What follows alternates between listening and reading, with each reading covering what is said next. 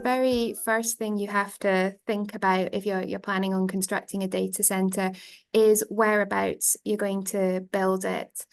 You need a site with good infrastructure connection to support the building, but you also need a site which you can get planning permission for and which will fit the design you need. Data centers aren't different to any development in the sense that you do need to consider where you're bringing it forward. Unlike perhaps some other areas of development, there isn't any sort of strategic policy which overarches where these data centers should most likely be located. But there are local authority areas which have their own planning policy. Most of them are pretty light touch or don't actively promote data centers themselves. So you're coming up against effectively all the environmental factors which you need to think about in the backdrop of not necessarily a super positive policy framework which is encouraging data centers in that site. So all the normal things you'd have to consider are obviously relevant to site selection, flood risk, visual amenity landscape, character, biodiversity, all of those sort of impacts are in the fold.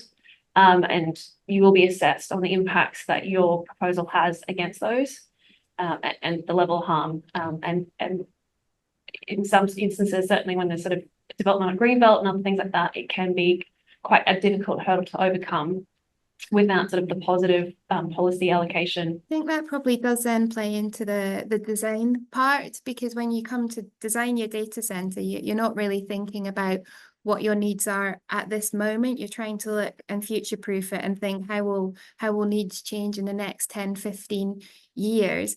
So one of the things which I think is quite interesting, obviously AI is now quite a big thing, and that's having a knock-on effect on data centers and how we're building them, because they've got this increased power consumption and a higher density, and it really impacts the physical infrastructure requirements. So I was speaking with someone recently who was saying that because of that, they're looking at, data centers being single story as opposed to multi-story because of the weight and the heat requirements coming out of AI. Local authorities actually really championing this development. Like it's like to turn the tide, I guess, in the sense that people are starting to see there can be benefits to this type of development, in the sense that it can bring a lot of local investment and jobs to the area. So you are sort of seeing some local authorities actually trying to bring forward an allocation with the data center alongside such things like life sciences and tech-led businesses. So you do have some of the pioneering local authorities sort of saying, please come to my area, which is quite helpful. And particularly if you've got the renewable focus, that's certainly a bit of an easier sell. The lack of experienced contractors in building data centers. So obviously there's an increased need for more and more data centers, and I think this will continue to rise, but there aren't actually that many contractors who have that experience. And at the moment we are seeing insolvency being a big issue around contractors and around the supply chain management. These aren't small facilities. Large 100+ acre campuses are not easy to find, especially in the UK.